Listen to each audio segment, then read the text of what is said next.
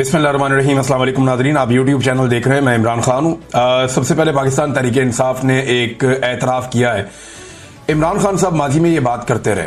उन्होंने बहुत सारे इंटरव्यूज़ में कहा कि जनरल कमर जावेद बाजवा को एक्सटेंशन देना मेरी एक बहुत बड़ी गलती थी, मुझे कभी भी ये नहीं करना चाहिए था।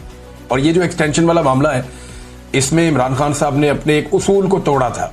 यानी उससे पहले भी वो दावा करते रहे कि एक्सटेंशन नहीं होनी चाहिए, किसी की भी नहीं होनी चाहिए। फिर क्योंकि जब आप इक़्तिदार में होते हैं तो फिर आपकी कुछ मजबूरियां होती हैं, और इमरान खान साहब ने वहां कंप्रोमाइज किया जो गलत था। वो इमरान खान साहब को कभी नहीं करना चाहिए था। तो ये कमजोर सियासतदान की निशानी होती है जब वो इक़्तिदार के नशे में वो कमजोर हो जाता है और वो काम करता है जो उसको नहीं करना चाहिए था। लेकिन जनरल कमर जावेद बाजवा ने पूरा एक जाल बिछाया और बड़ी मीठी मीठी बातें करके उसने एक्सटेंशन ले ली। ना सिर्फ इमरान खान से बल्कि सारी पॉलिटिकल पार्टी से। आज तक की तमाम कानून साजियों में सबसे बेहतरीन काम वो हुआ था जब जनरल बाजवा के लिए एक ही सफ में खड़े हो गए महमूद और अयाज, तो सबने जाके जनरल कमर जावेद बाजवा को एक्सटेंशन दे दी। अब जनरल बाजवा की एक्सटेंशन को इमरान खान साहब ने, ये वाहिद आदमी है जो अपनी गलती तस्लीम करता है। बड़ा आदमी होता है ना वो, जिससे गलती हो जाए तो वो कहता है जी मैंने गलत किया था और मैं इसको तस्लीम करता हूं, और वो उससे सीख कर आगे बढ़ता है। पाकिस्तान में सियासतदान कभी भी अपनी गलतियों को तस्लीम नहीं करते। यानी जनरल अशफाक परवेज कियानी को एक्सटेंशन दी जिन लोगों ने, वो इसके ऊपर कभी बात नहीं करते।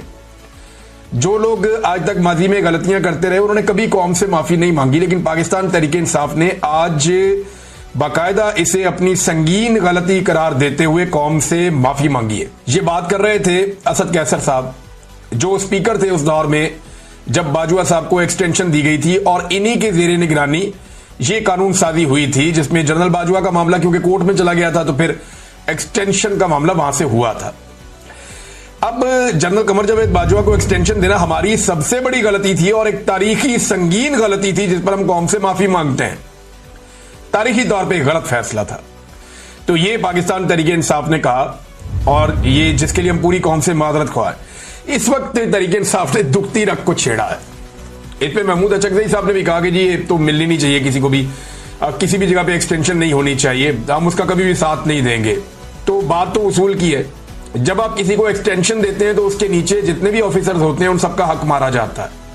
पूरा का पूरा एक बैच जो है वो महरूम हो जाता है तरक्की से, और सारा का सारा जो स्ट्रक्चर है इदारे का जो पूरा बना हुआ है कानूनी, वो बिगड़ जाता है। लेकिन ये जो एक्सटेंशन है ये दी गई थी, इसमें कौम से माफी मांगी गई है, और इस वक्त ये माफी मांगे जाना ये बड़ा मानी खेज है। और इसके ऊपर रद्द अमल तो आना था, तो फैसल वाडा का रद्द अमल सबसे पहले आ गया। देखिए ये जो माफी वाला मामला है ना कि कौम से हम मांग रहे हैं, ये 1 साल पहले भी पीटीआई मांग सकती थी, 6 महीने बाद भी मांग सकती थी। लेकिन ये टाइम बड़ा क्रूशल है क्योंकि इस वक्त इन चीजों का फैसला हो रहा होता है कि मौजूदा आर्मी चीफ को एक्सटेंशन मिलेगी या नहीं मिलेगी। तो पीटीआई ने अपनी इंटेंट शो कर दी अपोजिशन के साथ बैठ के, जनाब हमसे उम्मीद कोई ना रखे, हम किसी जगह पे सपोर्ट नहीं करेंगे। जनरल बाजवा ने जब एक्सटेंशन ली थी इमरान खान साहब के दौरे हुकूमत में, तो उन्होंने ये बंदोबस्त किया था कि सारी पॉलिटिकल पार्टीज का मुश्तरका आर्मी चीफ मैं होऊंगा। यानी मैंने कंट्रोवर्शियल नहीं होना ये चाहिए कि PMLN, peoples party, MQM, Jamaat Islami, Fazlur Rahman, ANP, PTI सारे मुझे वोट डालें, इसका उन्होंने बंदोबस्त किया था। और सबने आकर उन्हें वोट डाला था नवाज शरीफ साहब की मर्जी से। और फिर मियां साहब की डील भी आपको याद है इसी बीच में हुई थी। अब क्योंकि जनरल बाजवा साहब की एक्सटेंशन सबने मुतफिका तौर पे की थी, तो उन्होंने ये साबित करने की कोशिश की कि मैं कंट्रोवर्शियल बिल्कुल नहीं हूं। लेकिन जनरल आसिम मुनीर साहब का मामला अगर आगे आता है तो पीटीआई ने और अपोजिशन ने अपनी इंटेंट या जो वो करने जा रहे हैं या अपनी सोच उन्होंने पहले ही कौम के सामने रख दी है कि नहीं जी हम किसी एक्सटेंशन के हमायती नहीं है।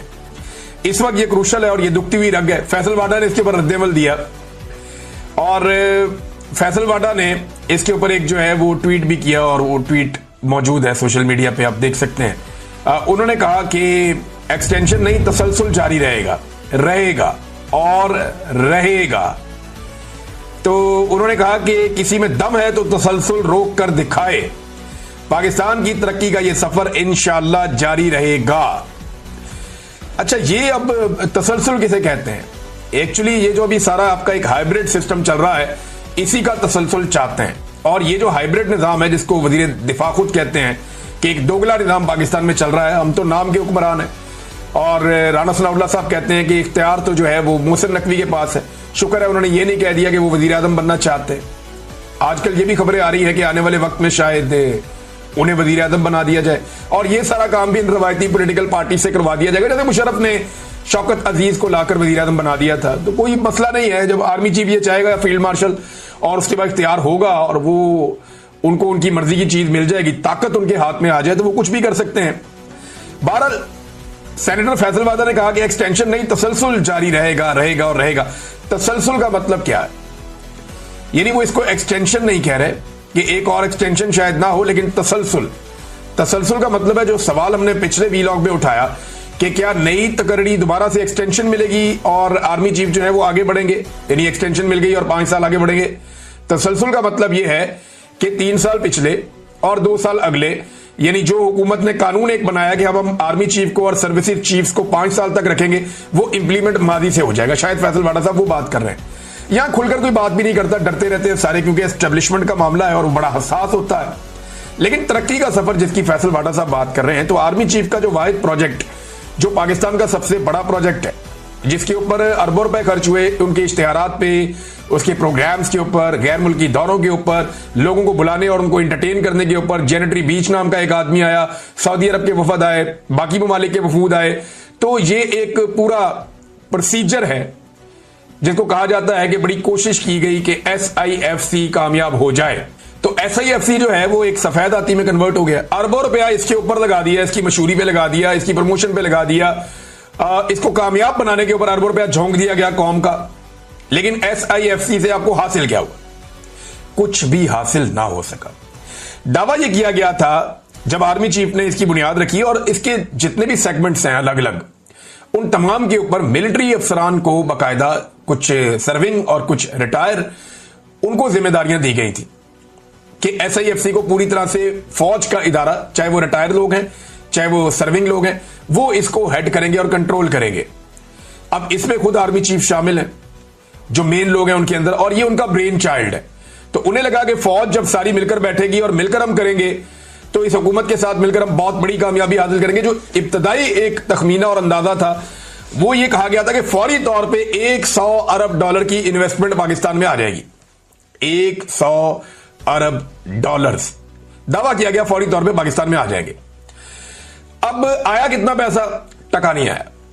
यानी SIFC के जरिए से कोई बड़ी इन्वेस्टमेंट पाकिस्तान में नहीं आई जिसको आप कहें कि जनाब अरबों डॉलर पाकिस्तान में आ रहे हैं। ऐसा नहीं हुआ, बल्कि कौम का बहुत सारा पैसा इस इदारे के ऊपर लग गया। अच्छा, जो माजी से पाकिस्तान में प्रोजेक्ट चल रहे थे, जैसे कि मादनियात के हैं, गैर मुल्की कंपनियां काम कर रही हैं, ज़राअत के हैं, दीगर चीजों के, एहसियात के हैं, वो SIFC के साथ जोड़ के उनकी मादी की कारकर्दगी को इसकी खाते में डालने की कोशिश की गई।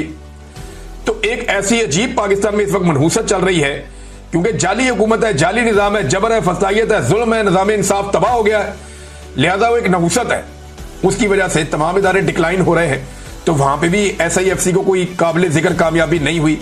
जेनेटरी बीच के बारे में कहा गया जनाब कि ये बहुत बड़ी इन्वेस्टमेंट लाएंगे, वो नहीं आई।